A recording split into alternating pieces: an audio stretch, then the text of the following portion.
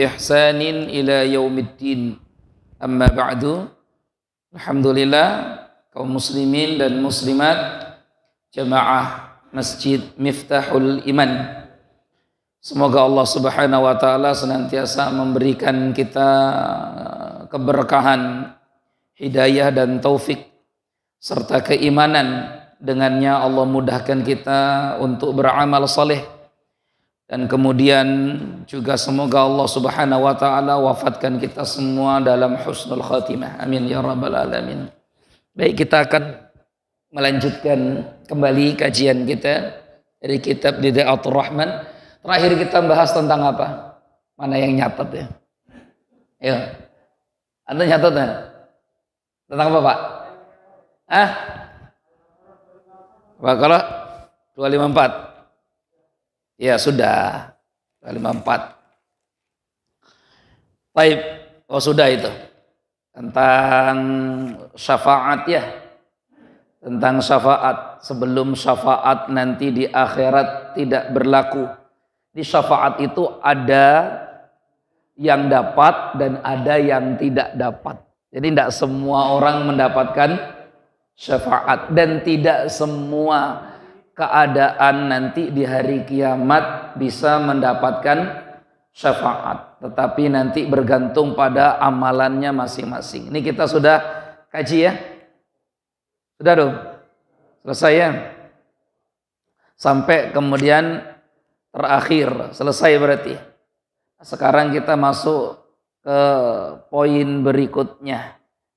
Al-Baqarah 264. Al-Baqarah 264. Ini 264 ini Pak Haji ngikut lagi. Ini kemarin beliau ikut ngaji di masjid di Hotel Nusantara. Kajiannya ini karena memang saya ngaji kitab ini sama di Hotel Nusantara dengan di sini. Dan materinya berbarengan. Kenapa saya buat berbarengan? Supaya ingat. Jadi kalau di Hotel Nusantara kajiannya itu, maka di sini kajiannya sama. Ya, nasibnya beliau ngikut ini. Ya, tapi agak beda nanti ya karena ini kajiannya cukup panjang. Penulis sendiri membuat sampai kurang lebih 12 halaman tentang tafsir ayat ini. Nanti kita akan kaji. Ya. Ya, ini tentang sawabu sadaqati wa adabu ikhrajiha. Pahala bersedekah dan adab-adab ketika kita bersedekah. Jadi sedekah itu ada adabnya.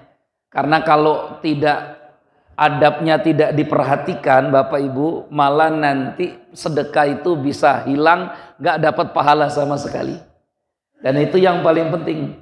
Jadi bukan hanya sedekahnya yang harus diperhatikan, tetapi juga adabnya. Karena ayat tentang sedekah itu bukan hanya ayat perintah bersedekah, tetapi ada ayat tentang adab bersedekah. Makanya beliau buat bab sawabu sadaqati wa adabu ikhrajiha. Bab pahala sedekah dan adab bersedekah atau adab menyalurkan sedekah. Dimulai dari firman Allah surah Al-Baqarah ayat 264. Allah berfirman, Bismillahirrahmanirrahim. Ya ayyuhalladzina amanu la tubtilu sadaqatikum bil manni wal adha كالذي ينفق ماله رئاء الناس ولا يؤمن بالله واليوم الآخر فمثله كمثل صفوان عليه تراب فأصابه وابل فتركه صلدا لا يقدرون على شيء ما كسبوا والله لا يهدي القوم الكافرين. Surah Al-Baqarah ya. Ya ayyuhalladzina amanu, wahai orang-orang yang beriman. La tubtilu sadaqatikum, jangan kamu batalkan sedekahmu. Maksudnya jangan kau batalkan pahala sedekahmu. Gitu ya. Jangan kamu batalkan pahala sedekahmu. Karena dalam Islam ini selalu ada pembatalnya Bapak Ibu. Sholat itu kira-kira bisa batal apa enggak? Bisa. Kapan kalau batal sholatnya? Kalau sholat sambil ngobrol, ya kan? Sholat sambil ngobrol. Jadi ada video, saya lihat video orang sholat Idul Fitri di luar, ya imamnya lagi baca malah dia ngobrol karena mungkin sholatnya setahun sekali. Kalau ngobrol dia, ada videonya itu, ya viral itu, viral di media sosial. Kasihan, sudah sholatnya setahun sekali, di lapangan pun sholat malah ngobrol sambil sedekap, tangannya sambil ngobrol. Itu yang sholat bisa batal, wudhu bisa batal enggak? Bisa, ya wudhu bisa batal. Terus apa lagi? Puasa bisa udah batal, haji bisa batal. Ya, macam-macam ibadah dalam Islam itu selalu ada mubtilat. Ya, ada mubtilatnya, ada pembatalnya. Makanya seseorang ketika beribadah itu bukan hanya fokusnya pada ibadah, Bapak Ibu. Tapi juga mesti tahu apa yang membatalkan ibadah. Agar kita ini tidak sia-sia nanti sudah ibadah malah kemudian melakukan perbuatan yang membatalkan ibadah itu sendiri. Islam bisa batal nggak? Bisa. Islam itu bisa batal karena murtad. Batal dia kalau murtad. Atau dia istihza, menghina yang suci-suci dalam Al-Quran itu bisa kafir dia. Menghina Allah, menghina Rasulullah, menghina Al-Quran. Itu disebutkan dalam kitab Kifayatul Akhyar dalam mazhab Syafi'i, itu membatalkan Islam, menginjak-injak Al-Quran atau qadful mushaf fil qadhurat, ya, qadful mushaf fil qadhurat, membuang Al-Quran ke comberan, itu membuat orang jatuh pada kekafiran, ya. Bahkan penulis kitab Kifayatul Akhyar menambahkan lagi itu, baca Al-Quran diiringi musik dan lagu-lagu. Wah, itu nggak boleh. Itu bisa membuat orang malah jatuh pada kekafiran. Itu ya. Ada Al-Quran diiringi gendang, Al-Quran diiringi lagu, itu nggak boleh. Karena Al-Quran itu suci. Kalau Al-Quran sudah dibacakan, yang lain mesti diam. Itu ya, nggak boleh dicampur dengan itu. Intinya semua ada yang bisa membatalkan, termasuk sedekah. Sedekah itu bisa batal, bisa. Makanya jangan sampai kita lakukan pembatal sedekah itu. Sayang, sudah keluar ratusan ribu, jutaan rupiah, bahkan ada yang ratusan juta, bahkan ada yang miliaran. Saya baru tahu di Lampung tuh ada yang sedekah sampai miliaran bangun masjid sendiri. Gitu. Gede gitu ya. Ya. Artinya ada yang berani bersedekah sampai sebegitu banyak dan besarnya. Dan masjidnya besar. Di Lampung ini masjidnya besar. Ya. Nah, jadi jangan sampai kemudian melakukan pembatal sedekah. Apa itu? Dua yang membatalkan sedekah. Bil manni wal adza. Satu manni. Nah, ini ya, awas jangan salah nyebut ya. Kalau nggak pakai tasdid artinya beda nanti. Mani, oh beda lagi tuh mani. Mani, beda. Adza, yang kedua adza. Apa itu manni wal adza? Manni itu dari kata manna, mannan. Artinya suka menyebut-nyebut kebaikan. Suka menyebut-nyebut kebaikan. Ya, itu namanya manni, menyebut-nyebut kebaikan-kebaikan terus, ya. Pakai tasdid ya, jangan nggak pakai tasdid. Kalau nggak pakai tasdid malah artinya nanti ya beda. Mani oh, berarti air mani, beda lagi. Nanti orang-orang yang beriman jangan kau batalkan sedekahmu dengan air mani. Loh, air mani? Tidak, salah yang nerjemahkan ternyata. Ya, salah yang nerjemahkan. Mani artinya suka nyebut-nyebut kebaikannya. Nanti kita cek Al-manni itu apa maksudnya? Yang disebut menyebut-nyebut itu. Wal adza dari kata adza, ya'zi artinya menyakiti. Apa sih yang dimaksud menyakiti? Nanti kita cek tafsir para ulama. Jadi tidak boleh suka nyebut-nyebut dan juga menyakiti ketika kita sedang mengeluarkan sedekah. Kalladzi yunfiqu malahu, yang demikian itu seperti orang yang berinfak dengan hartanya ria'an nas, karena ingin dilihat oleh manusia, riya. Wala yu'minu billahi wal yaumil akhir, dan orang seperti itu hakikatnya dia tidak beriman kepada Allah dan hari akhir. Jadi orang yang suka riya, nyebut-nyebut kebaikan apa itu sebenarnya dia tidak beriman kepada Allah dan hari akhir, atau setidaknya iman dia kepada Allah dan hari akhir itu rusak, tidak sempurna. Famasaluhu, maka perbuatan menyebut-nyebut sedekah, riya, menampak-nampakkan, dan adza, menyakiti orang yang menerima sedekah itu, sepahalanya kamasali sofwanin alaihi turab, diumpamakan oleh Allah seperti sofwan, batu yang besar hitam, itu namanya sofwan, ya, yang kemudian sisi-sisinya miring, tidak datar. Sofwan alaihi turab, di batu yang hitam tadi itu ada debu, ada pasir, ada tanah. Paham ya? Ada batu besar, di atasnya ada debu, ada pasir, ada tanah. Fa asabahu wabil, tiba-tiba dihantam hujan yang deras. Kira-kira apa yang terjadi dengan debu pasir yang ada di situ? Hilang. Seperti itulah perumpamaan orang yang bersedekah, dia berharap dapat pahala, tapi kemudian riya, atau suka nyebut-nyebut kebaikannya, atau nyakiti orang yang menerimanya, dia hilang, nggak berbekas pahalanya. Rugi betul. Ya. Dia nggak dapat apa-apa, la yaqdiruna ala syai'in mimma kasabu. Nggak bisa dapat apa-apa dari apa yang sudah dia lakukan. Baik jamaah sekalian yang dimuliakan Allah.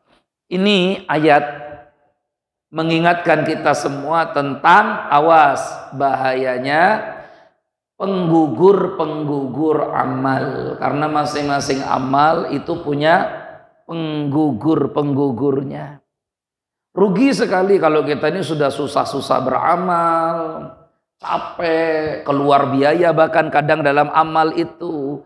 Kalau kemudian ternyata yang kita sudah usahakan tidak mendapatkan pahala sama sekali. Itu rugi betul tuh Pak. Itu seperti ibarat orang yang sudah modal besar mau berbisnis, ya toko sudah dibangun, atau mungkin toko sudah disewa, modal sudah keluar banyak, harapannya dia dapat untung. Setelah dapat untung, mohon maaf ya, tiba-tiba kemudian dia kena musibah, serah habis semua. Itu kan ruginya berlipat. Ya, ruginya berlipat. Jadi jamaah sekalian, ini ayat mengingatkan kita semua tentang pentingnya menjaga amal dan menjaga pahala itu tetap ada. Sebaliknya Al-Quran menyebutkan tentang sedekah kalau diterima oleh Allah, yaitu Al-Baqarah 261. Jadi sebelum ini kan 264, tadi ini 261. Allah berfirman, Masalul ladzina yunfiquna amwalahum fi sabilillah. Perumpamaan orang yang berinfak di jalan Allah. Maksudnya di jalan Allah itu segala sesuatu dalam ketaatan kepada Allah. Itu namanya fisabilillah. Jadi bukan hanya maknanya fisabilillah itu artinya dalam jihad fisabilillah, enggak. Tapi maknanya luas. Kata para ulama ahli tafsir. Makna yang pertama ya jihad fisabilillah. Itu karena makna yang paling utama, nggak bisa dihilangkan makna itu. Ya. Makanya ulama-ulama, kiai-kiai di Jawa atau di kampung-kampung sampai sekarang itu Pak, mereka masih berpegang pada prinsip kitab-kitab fikih bahwa yang namanya fisabilillah itu ya yang berjihad di jalan Allah. Maka yang lain itu tidak diartikan fisabilillah. Itu yang ulama-ulama yang di kampung-kampung sampai sekarang megang kitab-kitab fikih Syafi'i itu ya begitu. Maka guru ngaji itu nggak bisa disebut fisabilillah, sehingga nggak boleh mendapatkan zakat. Kata kitab-kitab fikih itu begitu, Pak. Ya. Karena fisabilillah itu maknanya cuma satu. Sampai kemudian Syekh Yusuf Qaradawi berijtihad. Nah, ijtihadnya Syekh Yusuf Qaradawi rahimahullah, semoga Allah rahmati beliau karena beliau baru saja wafat, ya. Itu dalam kitabnya fikih zakat seolah-olah mendobrak yang tadi itu. Jadi sampai hari ini akhirnya orang banyak ikut pendapatnya Yusuf Qaradawi rahimahullah, bahwa yang namanya fisabilillah itu memang asli katanya adalah mereka yang berjihad di jalan Allah. Tapi kan sekarang mau mencari yang berjihad di jalan Allah, berperang mengangkat senjata, itu sulit kecuali yang ada di Palestina, kan gitu kan. Tapi negeri-negeri lain nggak ada. Maka kata Syekh Yusuf Qaradawi, segala sesuatu bentuk ketaatan yang mendekatkan diri kepada Allah dan mengajak manusia untuk kembali kepada Allah, maka itu disebut fisabilillah. Akhirnya maknanya jadi luas. Ini ijtihadnya Syekh Yusuf Al-Qaradawi, ya. Sampai hari ini kan akhirnya kan masjid-masjid pakai begitu kan. Ini kalau ada dana infak zakat gitu, yang jadi daftar nama itu, wow, ada guru ngaji itu dimasukkan jadi apa di situ? Fisabilillah. Ya, tapi kalau ngerujuk ke kitab fikih, ya nggak ketemu. Karena di kitab fikih nggak boleh kan, gitu ya. Tapi kemudian ngambil ijtihadnya Syekh Yusuf Al-Qaradawi, ya, gitu. Fisabilillah. Tapi ya guru ngaji ini yang sholat, karena ada guru ngaji yang nggak sholat juga. Ya, guru pinter ngajari ngaji tapi nggak pinter nyontohkan, ya, kecuali di Miftahul Iman ini aman, ini Miftahul Iman. Masalahnya saya ini punya cerita riwayat tentang guru ngaji. Di depan, bagaimana di depan saya itu pernah guru ngaji itu mabuk. Padahal ya dia di masjid tuh ngajari ngaji. Wah, kalau jadi imam suaranya luar biasa. Betul, Pak. Jadi imam tuh, wah, kalau kata orang kampung mah fasih lah. Namanya fasih standar orang kampung. Guru ngaji, wong imam juga. Tapi mabuk, Pak. Waduh, saya tahu tuh. Loh, kok mabuk ini guru ngaji? Ya, kok mabuk? Lucu lagi pas mabuk. Karena saya ngelihat itu pas mabuk. Ternyata saya baru tahu. Kalau mabuk itu kan saya suka ngeliat di TV, Pak. Tapi itu kan pura-pura mabuk itu. Nah, saya itu nampak mabuk asli. Itu guru ngaji tadi itu. Jadi dia itu kan ada apa namanya kursi yang manjang begitu tuh. Kalau di warung-warung itu ya, kursi apa tuh nampaknya? Dengklik yang kecil itu loh. Yang manjang gitu. Ya kayak dengklik ya itu namanya. Ya pokoknya itulah kursi yang manjang gitu. Karena dia mabuk, harusnya kan kalau orang mikir duduknya di tengah. Kalau orang mikir, tapi kan orang mabuk nggak mikir. Jadi dia duduknya di pinggir. Jadi jengat lagi gini berkali-kali. Saya tuh mikir, orang mabuk itu gini ternyata ya. Ya gitu, jengat itu. Habis jengat jatuh muntah-muntah. Wah, nah ini guru ngaji.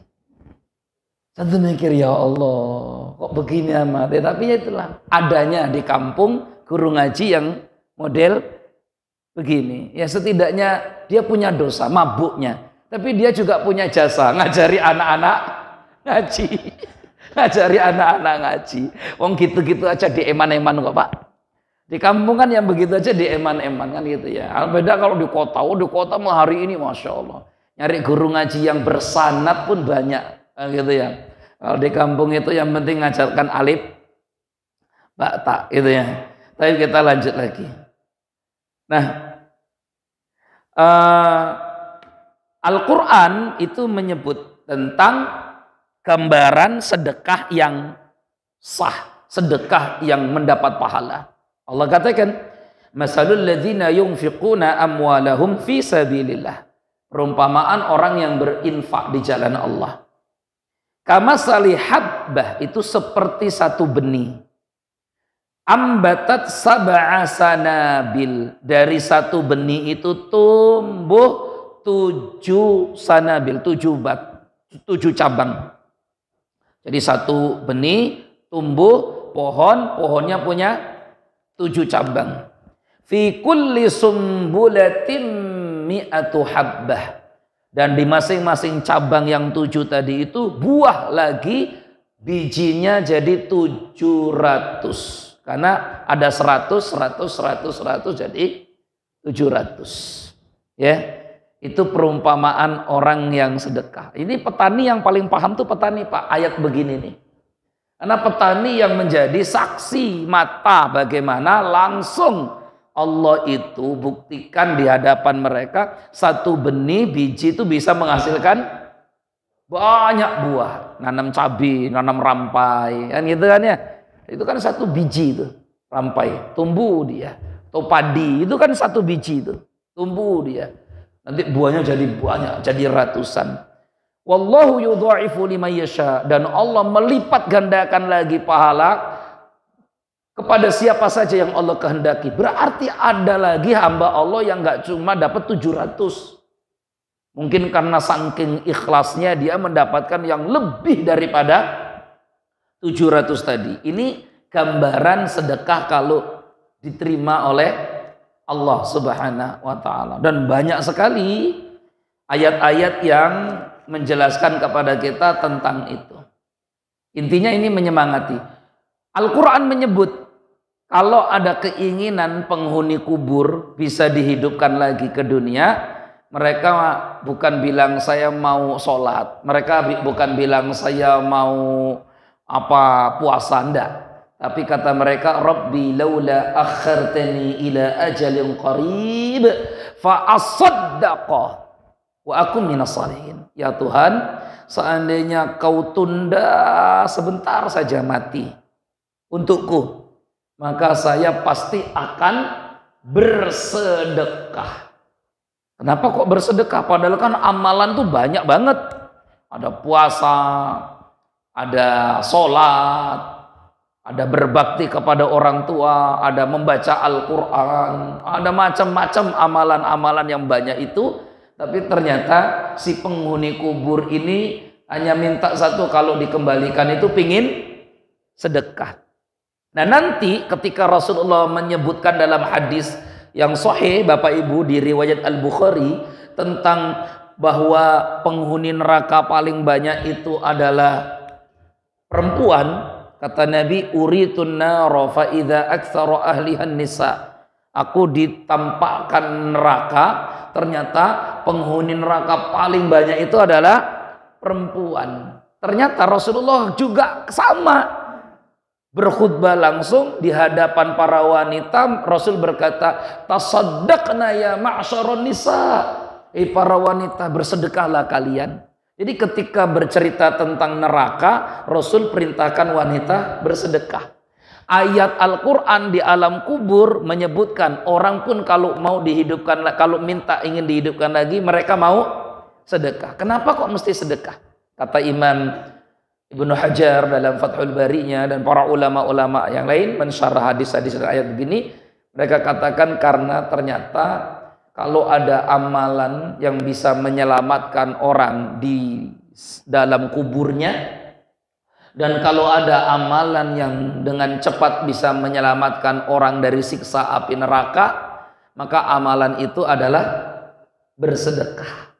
Ini amalan itu adalah bersedekah, as-sadaqah. Itu ya Pak ya. Makanya orang yang bersedekah itu dapat 2 jaminan dari Nabi Sallallahu Alaihi Wasallam. Orang yang bersedekah itu dapat 2 jaminan dari Nabi Sallallahu Alaihi Wasallam. Kata Nabi, sadaqatus sir tudfi'u ghadaba rabbi wa tadfa'u maitatasu. Orang yang ahli sedekah itu pasti dapat 2 jaminan. 1, dipadamkan murka Allah darinya. Allah tidak murka kepada dia, tidak akan mungkin Allah murka. Yang kedua, dijauhkan dari mati su'ul khotimah yang yang memprihatinkan, yang menakutkan. Jauh. Jadi orang itu kalau ahli sedekah, Allah berikan 2 jaminan. 1, Allah padamkan murkanya, nggak mungkin dimurkai oleh Allah. Yang kedua, dijauhkan dari mati su'ul khotimah. Maka kebalikannya berarti, kalau orang ahli sedekah dijamin 2 tadi, orang pelit berarti orang pelit itu dibenci, dimurkai oleh Allah, kan gitu kan ya. Juga kemungkinan matinya su'ul khotimah. Makanya al-bakhil ba'idun 'anin nas, ba'idun 'anillah, ya, ba'idun 'anil jannah, qaribun minan nar. Orang yang bakhil itu jauh dari manusia. Karena orang pelit itu pasti orang nggak mau lah berteman lah. Apa kalau mau berteman sama yang pelit atau sama yang suka neraktir? Coba. Ini ada 2 orang nih, yang satu rajin neraktir, yang satu pelit, tukang minta terus. Kira-kira Bapak mau jadikan teman yang mana? Hah? Pasti yang rajin traktir lah, ya kan? Makanya orang pelit itu dijauhi oleh orang. Ba'idun 'anil jannah, juga dijauhi oleh surga. Surga aja nggak minat sama orang pelit itu, Pak. Surga aja nggak minat sama orang pelit. Tanya sama ibu-ibu, Bu, ibu pilih mana? Ganteng pelit apa jelek tapi royal? Yo, Bu pilih mana? Ganteng pelit atau jelek royal?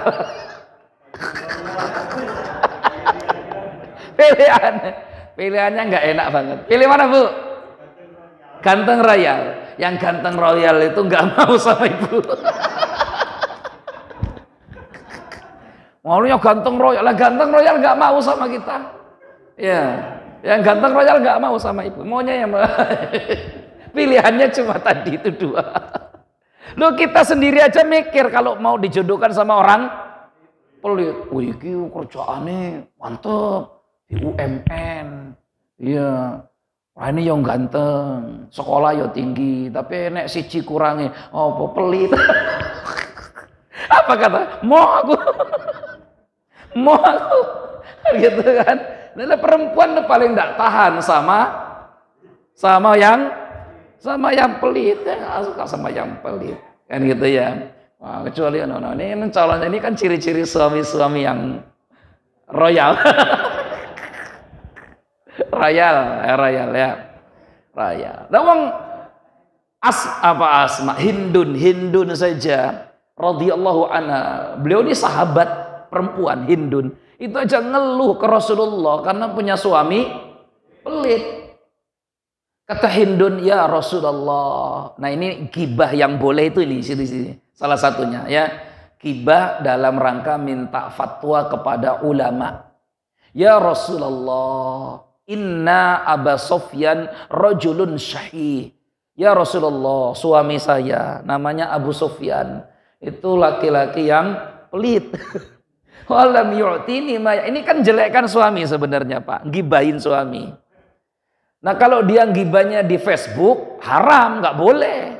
Ya, gimana ya guys, kalau punya suami itu pelit, menurut kalian bagusnya diapakan suami begitu, gitu ya. Nggak boleh. Haram, itu namanya menjelekkan suami. Tapi hadis ini ada dalam Riyadhus Shalihin. Ada di bab ghibah. Ditaruh di bab ghibah. Tapi ghibah yang boleh. Salah satunya ghibah istifta, minta fatwa. Dia datang ke Rasulullah, datang ke orang alim. Dia harus sebutkan dong, ada problemnya apa. Kalau nggak disebutkan problem, alimnya kan nggak bisa memberikan fatwa jawaban. Maka datanglah Hindun radhiyallahu anha dan Abu Sufyan yang dilaporkan radhiyallahu an. Ini sahabat Nabi semua dua-duanya, ya. Tapi kan jadi ilmu untuk kita. Suamiku tuh Abu Sufyan pelit ya Rasulullah. Kalau ngasih nggak cukup untuk saya dan untuk anak-anak. Kira-kira bagaimana ya Rasulullah? Boleh nggak saya ngambil uangnya tanpa sepengetahuan? Ini kan ilmu penting ini untuk ibu-ibu ini. Rugi yang nggak ngaji malam ini. Ya kan? Apa kata Nabi SAW? Khudhi ma yakfiki. Boleh kamu ambil tanpa sepengetahuan suamimu duitnya, tapi jangan banyak-banyak. Yang cukup saja, secukupnya. Nah, masalahnya secukupnya ini agak bingung ini Pak, secukupnya. Ya, itu kata Nabi SAW. Maka boleh secukupnya. Secukupnya itu artinya apa kebutuhanmu hari ini untuk anakmu dan untuk dirimu. Jangan berlebih. Jangan berlebih. Oh, saya tuh kalau kebutuhan nih untuk makan, untuk apa, untuk ini misalkan ya, ambil. Karena itu harusnya kewajiban suami. Nah ini ya. Bapak-bapak ini yang pengajian malam ini mesti pinter-pinter sekarang ini setelah pulang nanti ya. Jadi nyumputkan duit harus lebih perimpen lagi. Harus lebih perimpen lagi ya. Gitu. Takut diambil sama istrinya ya. Gitu. Ya kalau istrinya diberi yang layak untuk, ya insya Allah enggak sampai seperti ini. Makanya dari sini kita belajar sahabat itu mulia. Tapi semulia-mulianya sahabat radhwanullahi alaihim tetap punya sisi sifat yang ya kekurangan dalam diri mereka. Wong mereka itu manusia. Tapi secara umum sahabat itu mulia. Ada kekurangan di beberapa sifat. Contohnya ini Abu Sufyan terkenal ada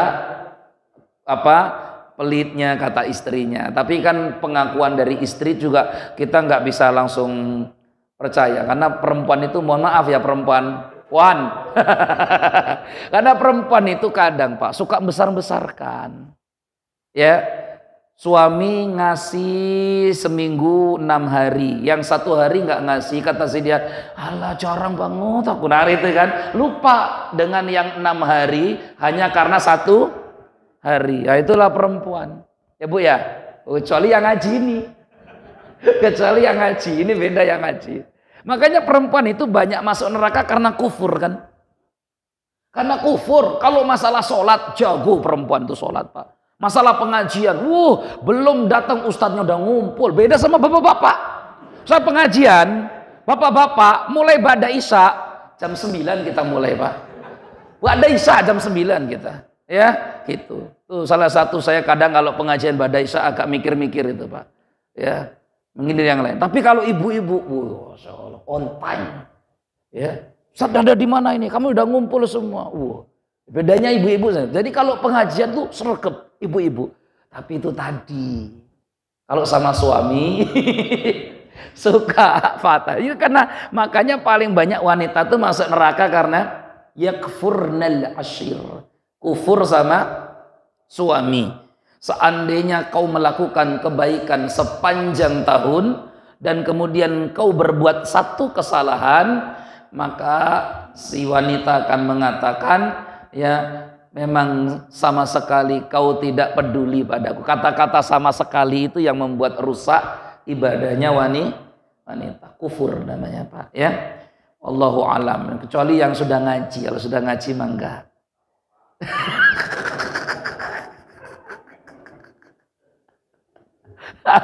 Yang sudah ngaji enggak beda. Enggak lah ya Bu ya, insyaallah ya. Maka awas hati-hati, hilangkan kosakata sama sekali ya, atau bahasa Inggrisnya blas. Nah itu ya, bahasa Inggrisnya apa tadi? Blas ya, bahasa Indonesianya sama sekali. Nah itu membuat kufur ya, seolah-olah kita ini ngelihat memang nggak ada baiknya suami itu. Jangan ya. Na'udzubillah. Baik, berikutnya jemaah sekalian yang dimuliakan Allah, hadis-hadis dari Nabi sallallahu alaihi wasallam. Yang pertama, hadis Nabi bersabda dalam riwayat Ahmad Ibnu Abi Dunya, dan hadis ini sahih, disahihkan oleh para ulama ahli hadis, nomor 3022. Nabi sallallahu alaihi wasallam bersabda dari sahabat Abdurrahman bin Auf. Abdurrahman bin Auf ini terkenal memang ahli sedekah gitu ya. Nah beliau ini dalam hidup itu untung terus Pak, rugi-rugi ya, sampai beliau itu pingin ngerasakan rugi itu kayak apa. Beda sama kita ya. tol-tolan rugi terus, kapan untungnya kan gitu ya. Gitu. Beliau ini untung terus. Sampai saking optimisnya beliau itu beliau katakan, ya, tidaklah aku mengangkat satu batu di Madinah kecuali di balik batu itu ketemukan emas. Maksudnya tuh bukan terus ada batu terus ada emasnya, bukan. Saking optimisnya dia, batu pun bisa dirubah jadi duit gitu loh maksudnya. Saking optimisnya. Kalau dulu kan orang lihat batu tuh apa harganya, tapi beliau bisa mengolah semuanya tuh jadi uang karena pikirannya memang otaknya otak bisnis luar biasa. Itu Abdurrahman bin Auf. Pernah dalam satu riwayat, tapi ini saya juga masih cari kitab rujukannya, tapi sering banyak itu berseliweran. Itu beliau tuh pingin rugi. Saking pingin ruginya itu di musim kurma, dibeli kurma di Madinah itu sebanyak-banyaknya. Sampai orang mikir, ini rumah sebanyak ini untuk apa? Ya emang bukan untuk apa-apa, biar pingin rugi. Biar pingin rugi, sampai busuk itu. Ya, ternyata di Romawi kena penyakit wabah. Yang baru sembuh itu kalau pakai kurma busuk. Bayangkan coba. Tapi ini masih dicari, saya cari kitabnya ya tentang ini. Tapi ini riwayatnya masyhur, terkenal riwayat ini. Jadi pingin berugi, borong kurma sebanyak-banyaknya, wes di apa itu namanya ihtikar tuh disimpan. Ya lama-lama kan busuk Pak. Ada apa itu namanya olah atau dia berjamur semuanya kan gitu. Dan tahu-tahu kok ada wabah di negeri Romawi yang itu obatnya salah satunya pakai kurmanya yang busuk. Laku juga akhirnya. Laku malah mahal. Pengen rugi malah untung. Itu memang dasarnya nasib wong sugih itu gitu Pak. Ya, makanya ini kata Mbah Maimun Zubair. Ya, ini kata Mbah Maimun Zubair. Orang itu kalau mau Allah jadikan kaya, itu dari umur 35 tahun, itu sudah ada bau-bau kayanya. Kalau 40 tahun masih juga susah, mendingan ngejar akhirat, wis sudah ngejar dunia lagi. Wis nasib wis melarat itu masalahnya. Kalau udah 40 tahun itu ya. Cuma antum udah 40 tahun terus ketolamat ngejar 40 tahun rasuki-suki itu mau umur suki berapa lagi gitu loh maksudnya itu. Ya, mbok sadar 40 tahun belum suki itu memang dasarnya nggak ditakdirkan suki, ngejar akhirat saja. Kata Mbah Maimun tuh begitu nasihatnya. Gitu. Ini bukan bikin orang putus asa gitu ya, enggak ya. Tapi memang ya rezekinya kalau udah 40 tahun ke atas itu tinggal sisa-sisaan. Karena sudah diambil anak-anaknya lain. Mungkin nanti anak-anaknya yang diberikan rezeki oleh Allah lebih. Iya kadang. Cuma setan itu kan pinter Pak. Asyaitanu ya'idukumul faqra wa ya'murukum bil fahsya. Setan itu nakut-nakuti kamu miskin. Jadi umur 40 pun nggak sadar-sadar. Nah, itu problem. Jangankan 40, yang umur 60 pun masih belum sadar tuh ya banyak. Yang 60 itu belum ke masjid pun banyak. Ya, saya nggak tahu di sini ada nggak yang umur 60 belum ke masjid? Nggak ada kan? Nggak ada. Alhamdulillah. Emang di sini ini bagus-bagus semua orang sini. Ya, bagus-bagus semua. Ya, nah. Atau belum ada yang 60 di sini. Ya, ukurannya itu. Setan tuh nakut-nakuti kita tuh miskin. Akhirnya seolah-olah kalau kita itu ibadah mengurangi rezekinya. Akhirnya kan itu, fokusnya tuh nyari dunia. Saya tuh kadang suka sedih nengok, mohon maaf ya. Ada orang pontang-panting ngejar dunia, jadi kuli, jadi apa, tukang, jadi kenek, jadi apa. Mohon maaf ya, hidupnya tuh ya sudah ibarat kata tuh ya sederhana banget. Harusnya dengan sesederhana banget di dunia itu, dia berpikir bagaimana di akhiratnya itu seneng. Harusnya loh ya. Gak apa-apa kita di dunia itu mungkin takdirnya memang susah. Tapi kalau bisa di akhirat itu kita bahagia. Harusnya kan begitu tuh mikirnya. Tapi mohon maaf, kadang banyak tukang atau kenek atau apa. Atau mungkin Pak Beca. Atau mungkin tukang parkir atau apa, sudah mohon maaf susah hidupnya di dunia tapi juga nggak punya kesadaran untuk senang di akhiratnya. Senang di akhiratnya. Kadang tuh gitu, tukang tuh kita ingatkan, yuk dah istirahat dulu, sholat. bajunya kotor. Enggak apa-apa baju kotor. Wong sholat itu syaratnya yang penting bersih dari najis. Bukan bajunya harus bersih. Yang penting bersih dari najis. Namanya tukang ya begitu. Yang namanya kenek ya begini. Yang penting sholat. Ngerjakan masjid, Pak. Masjid bangun. Masjid pondok dibangun. Sholat. Yang lain sholat, santri sholat, ustaz sholat.